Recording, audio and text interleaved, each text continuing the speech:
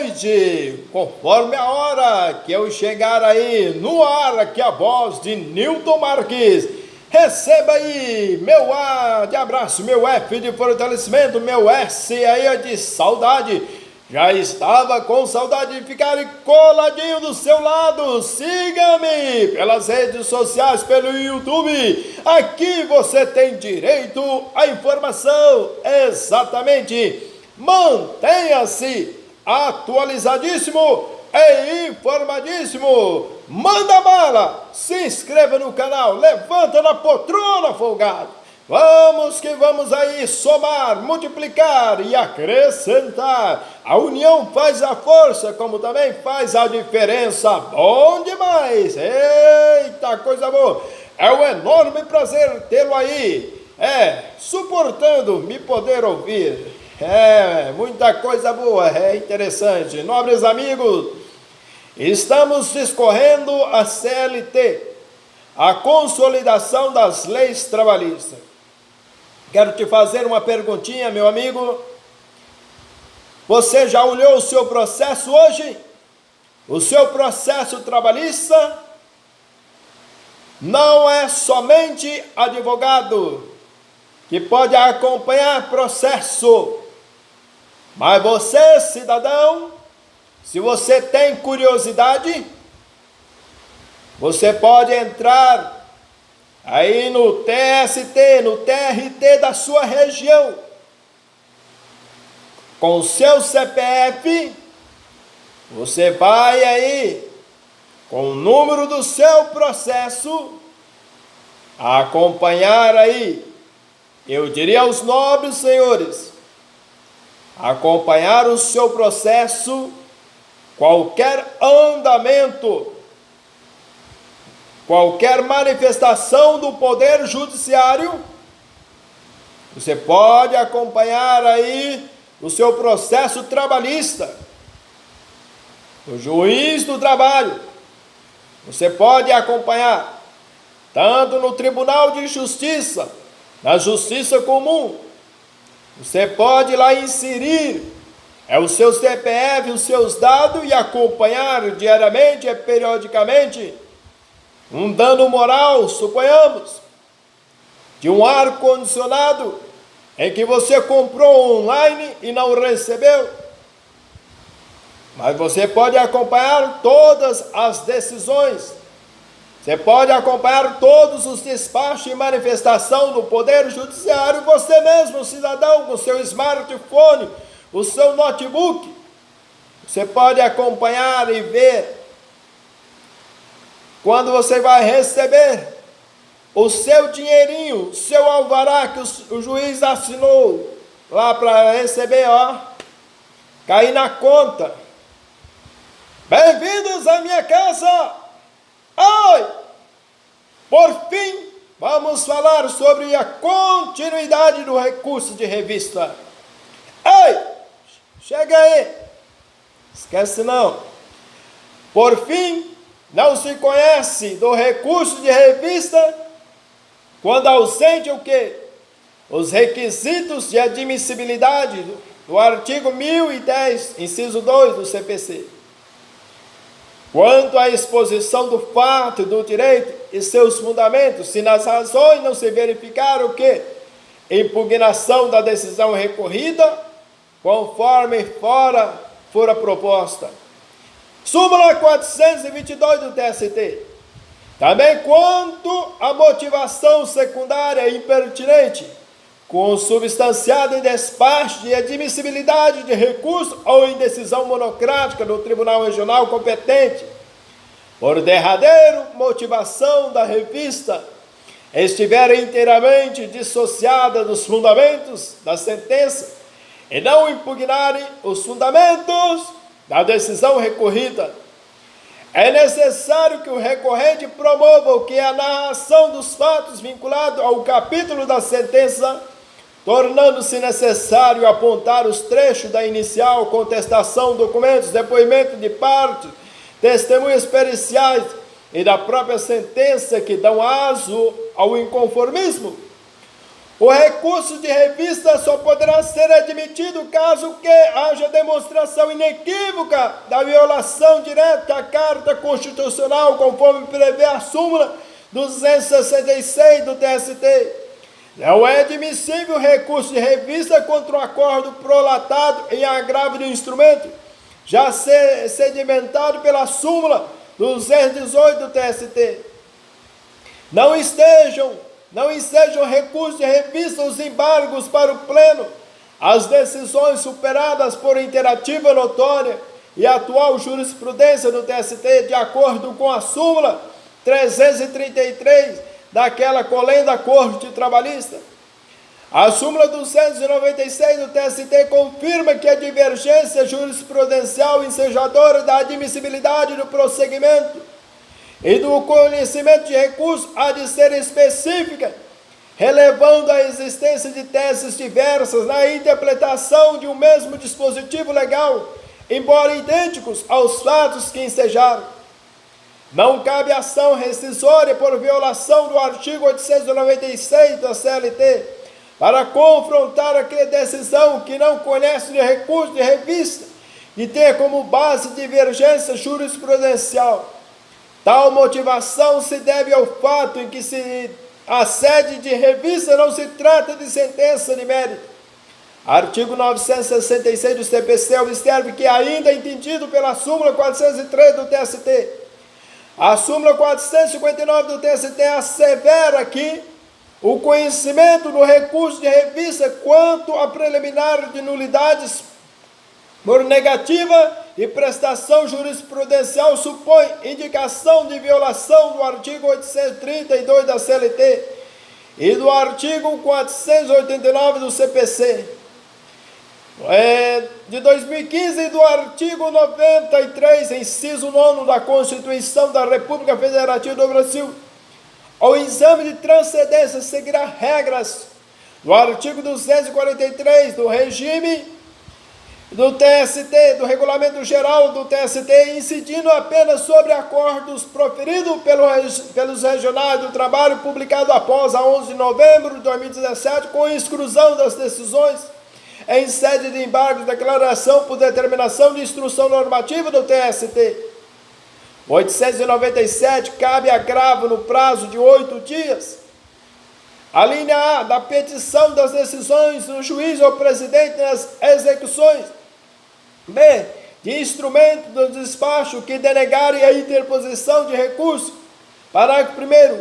O agravo de petição só será recebido quando o agravante delimitar justificadamente as matérias e os valores impugnados, permitindo que a execução imediata da parte remanescente até o final nos próprios autos ou por carta de sentença. Parágrafo 2º. O agravo de instrumento interposto contra despacho que não receber agravo de petição não suspende a execução de sentença.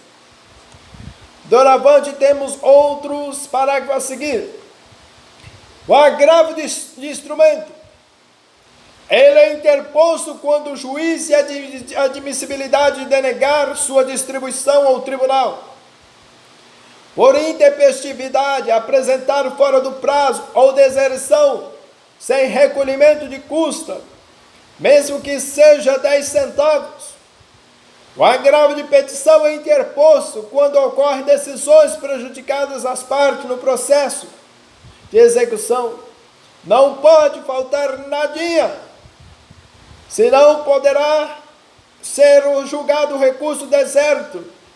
É inconcebível o despacho que denegue seguimento em sede de agravo de instrumento, a apreciação do recurso ao juízo a de quem, contra a decisão proferida em agravo de instrumento, oposto ao despacho denegatório de outro agravo de instrumento, observando que tal decisão torna-se irrecorrível pela ótica do texto consolidado, aplica-se medida correcional ou interposição de outro agravo de instrumento, por concepção doutrinária ou prática.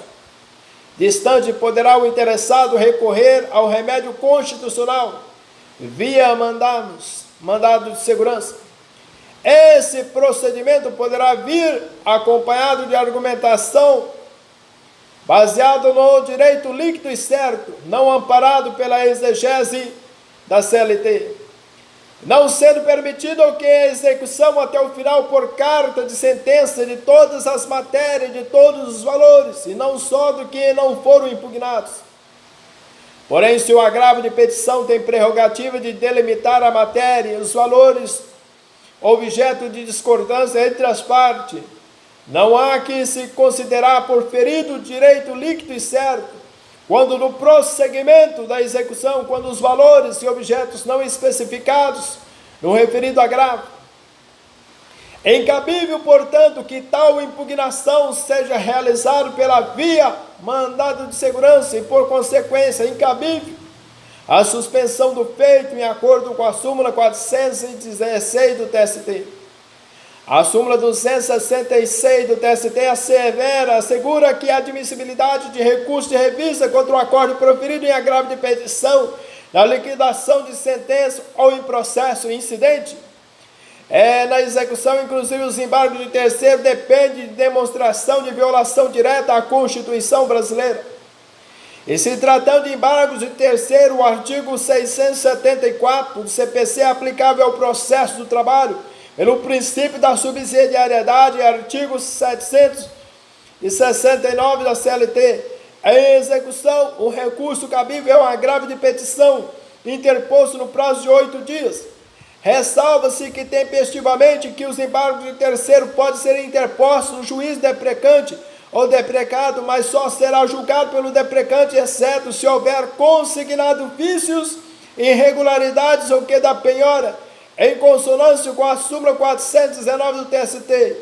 Vale observar que na execução por carta precatória, os embargos de terceiros serão oferecidos no juiz deprecado, salvo se indicado pelo juiz deprecante o bem contrito, ou seja, devolvida a carta. 676, parágrafo único do CPC. Na execução por carta precatória, os embargos de terceiros serão oferecidos no juiz deprecante ou no juiz deprecado, mas a competência para julgá-los é do juiz deprecante, salvo se versar unicamente sobre vícios ou irregularidades da penhora, avaliação ou alienação de bens praticado pelo juiz deprecado, em que a competência será deste último. O agravo de petição só será admitido quando o agravante delimitar justificadamente as matérias e os valores impugnados, permitido que a execução imediata da parte remanescente até o final nos próprios autos ou por carta de sentença, parágrafo 1º do artigo 897 da CLT. A OJ 374 do TST aponta como regular a representação processual do subscritor do agravo, instrumento do recurso de revista que detém mandato com poderes de representação limitados aos âmbitos do Tribunal Regional do Trabalho.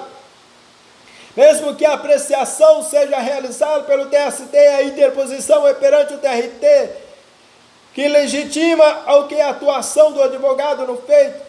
No agravo de instrumento, obriga-se ao recolhimento de 50% sobre o valor do depósito do recurso, ao qual pretende destrancar, em tempo além do agravo de instrumento, de petição ao agravo regimental, este com o objetivo de reconsiderar o que decisões emitidas pela relatoria em remédios constitucionais ou na via cautelar, súmula 414 do TST, apresentam-se incabíveis se inominados ou em sede regimental, artigo 235, atua contra a decisão proferida por órgão colegiado. Tais inconformismos destinam-se exclusivamente ao que é impugnar decisão monocrática nas hipóteses expressamente previstas, inaplicáveis em causa, se arguido o princípio da fungibilidade ante a configuração do erro grosseiro da OJ 412 do TST. 897-A caberão embargos de declaração da sentença ou acordo no prazo de 5 dias, devendo seu julgamento ocorrer na primeira audiência ou sessão subsequente à sua apresentação, registrado na certidão, admitido o efeito modificativo da decisão nos casos de omissão e contradição no julgado em manifesto equívoco no exame dos pressupostos extrínsecos dos recursos. Os embargos de declaração, sempre que se aplicaram ao processo do trabalho subsidiariamente, o artigo 769 do CLT e artigo 1022 do CPC, cabe no prazo de 5 dias, sendo permitido o efeito modificativo nos casos de omissão e contradição no julgado e manifesto equívoco no exame de pressupostos extrínsecos do recurso. Entre mentes, a consolidação das leis do trabalho recepciona o referido ato processual, restaurar, causando dúvidas, a interpretação quanto à motivação explícita pelo Estatuto Processual Civil, artigo 1022 do CPC, especificamente obscuridade ou contradição em face do texto consolidado que assevera omissão e contradição, diferença de obscuridade do CPC e omissão do CLT. Na nossa modesta concepção, sugerimos que o intérprete adote os dois títulos, consequentemente priorize e cumpre o requisito pertinente à omissão, somada à contradição expressa na CLT, não afastando que a possibilidade de agregar a obscuridade para a motivação aos embargos de declaração. Se for concedida a indecisão monocrática de um único juiz e não do colegiado, provimento ou denegação de recurso de conteúdo decisório e conclusivo da lide, com base no artigo 932 do CPC, ou seja, em confronto com súmula ou jurisprudência dominante do TRT, do STF, STJ, será esta esclarecida por embargo se a questão versar sobre a omissão do acordo, exceto sobre modificação. Porém, seus embargos questiona efeito modificativo, só o colegiado poderá se pronunciar e será convertido em agravo, pelo princípio da fungibilidade e celeridade processual de conformidade ao exposto na súmula 421 do TST. Faz-se observar que a OJ 378 do TST afirma que não se encontra amparo no artigo 894 da CLT, recurso de embargo interposto, a decisão monocrática exarada nos moldes do 932 do CPC e 896, parágrafo 5º da CLT, visto que o comando legal restringe o que é o seu cabimento na pretensão de reforma de decisão colegiada proferida pela turma do TST. A súmula 433 do TST interpreta que a admissibilidade do recurso de revista contra o acordo de turma em recurso de revista em fase de execução, publicada na vigência da Lei 11.496 de 2007, considerada-se a demonstração de divergência jurisprudencial entre turmas ou dessa e a seção especializada em dissídios individuais do TST, em relação à interpretação de dispositivo constitucional. Opostos embargos, declaração em extemporâneo, recurso interposto antes e publicado o acordo impugnado, súmula 434 do TST, ao mesmo tempo, a interrupção do prazo recursal em razão da interposição de embargos de declaração pela parte adversa, não acarreta qualquer prejuízo àquele que apresentou o seu recurso tempestivamente, assim entendidos pela OJ 336 do TST. 898 das decisões proferidas em dissídio coletivo que afete empresa de serviço público ou em qualquer caso das proferidas em revisão poderão recorrer, além dos interessados, o presidente do tribunal e a Procuradoria da Justiça do Trabalho.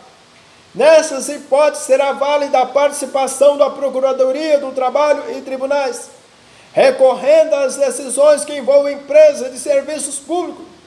Em dissídio individual está sujeita ao reexame necessário mesmo na vigência da Constituição.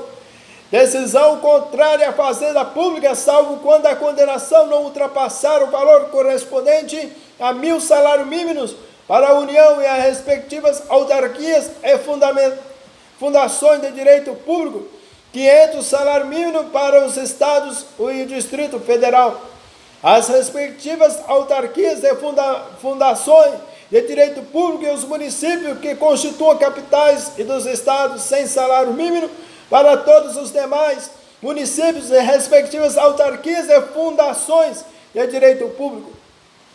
Também não se sujeita a duplo grau de jurisdição a decisão fundada em súmula de orientação jurisprudencial do Tribunal Superior do Trabalho, acordo proferido pelo Supremo Tribunal Federal ou pelo Tribunal Superior do Trabalho em julgamento de recursos repetitivos, entendimento firmado em incidente de resolução de demandas repetitivas ou de assunção de competência, entendimento coincidente com o que a orientação vinculante firmada no âmbito administrativo do próprio ente público, em ação rescisória na decisão proferida pelo Tribunal Regional do Trabalho, que está sujeita ao o duplo grau de jurisdição obrigatório, e quando desfavorável ao ente público, em mandado de segurança, em reexame necessário, se na relação processual figurar pessoa jurídica de direito público como parte prejudicada.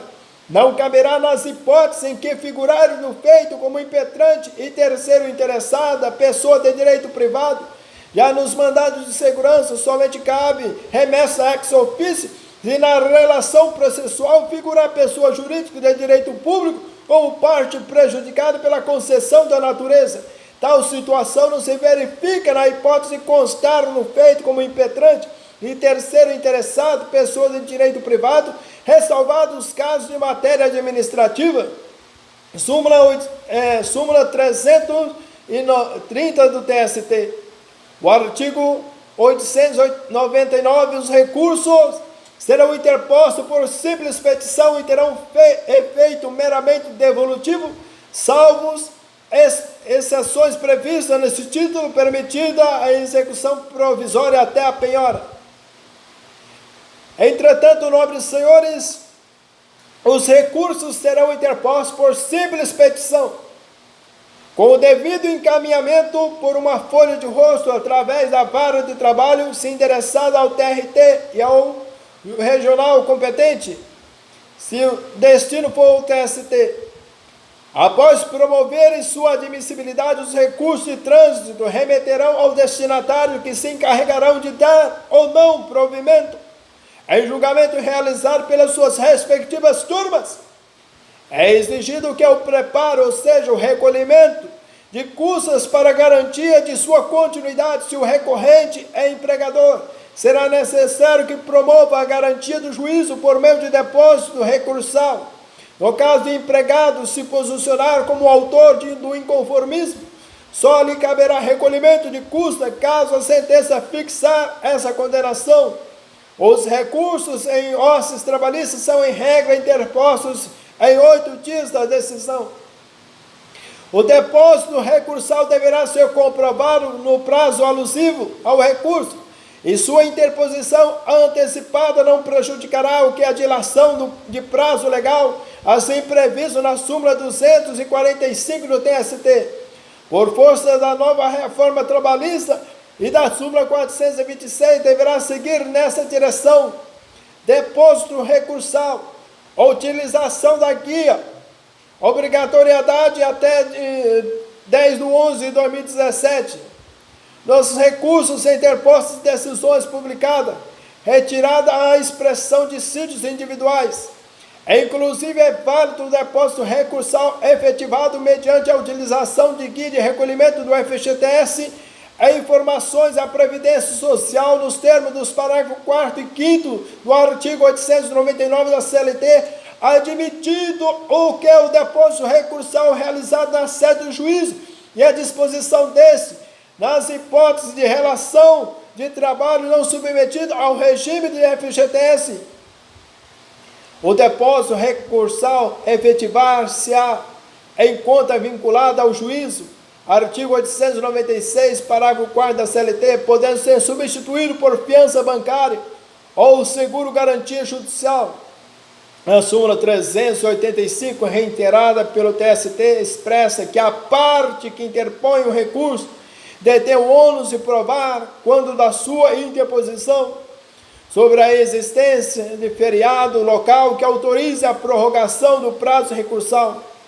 Contudo, nas hipóteses de feriados forenses, em que o próprio tribunal já reconhece por meio, inclusive de ato normativo, a autoridade que proferiu que a decisão de admissibilidade certificará o que o expediente nos autos, admite-se reconsideração da análise.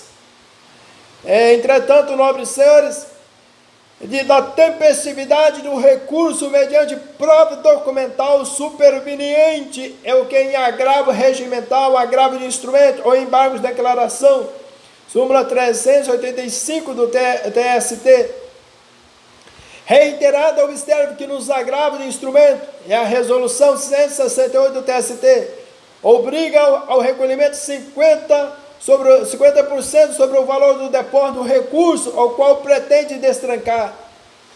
A nova reforma assevera que o depósito recursal será feito em conta vinculada ao juízo e corrigido com os mesmos índices de poupança. Esta garantia, por sua vez, é fixada pelo TST para o recurso ordinário e recurso de revista, valores distintos com abrangência para todos os regionais do trabalho. O valor do depósito recursal será reduzido pela metade para entidades sem fins lucrativos, empregadores domésticos, em microempreendedores individuais, microempresas e empresas de pequeno porte estarão isentos de depósito recursal os beneficiários da justiça gratuita, as entidades filantrópicas e as empresas em recuperação judicial, em conformidade com a devida homologação junto à respectiva vara empresarial civil. O depósito recursal poderá ser substituído por fiança bancária ou seguro garantia judicial de acordo com as garantias fixadas pelas instituições afins. Os recursos poderão ser sustentados por advogados em sessão previamente pautada para esse fim. A ordem de preferência poderá ser requerida por meio de agendamento prévio realizado pelo processo judicial eletrônico ou fixada na hora pela Secretaria de Sessão junto à turma competente. A preferência, em regra, atende ao que os processos físicos, em seguida aos eletrônicos. Apregoado às partes pela remuneração da pauta e do processo, havendo que interesse pela sustentação, os advogados se apresentam à tribuna e poderão ouvir sugestão de voto, relator. Satisfeito com o resultado, se não houver divergência, não haverá necessidade de sustentar. Caso contrário, cada advogado poderá se manifestar por 10 minutos, após entendimento como possível mudar o voto. O desembargador ou ministro relator responsável poderá alterar sua decisão na hora ou pedir vistas para fazê-lo em outra oportunidade com o devido agendamento de pauta para julgamento em outra sessão. Se o voto vencido diante das divergências trazidas pelos seus pares, se obrigará a ajustar a decisão ao que for decidido por maioria, e por derradeiro, se o voto for proferido e os advogados não estiverem êxito na mudança da decisão, esse será decretado e publicado para que produza seus efeitos. Instrução normativa do TST assegura que as disposições contidas no parágrafo 4º, 9º, 10º e 11º desse artigo serão observadas para o inconformismo interposto contra decisões proferidas após a vigência dessa regra procedimental. Artigo 900. Interposto o recurso, será notificado o recorrido para oferecer o que as suas razões em prazo igual ao que tiver o recorrente, sempre concedido ao que a oportunidade ao recorrido para apresentar as contrarrazões em igual prazo ao recorrente, 8 dias.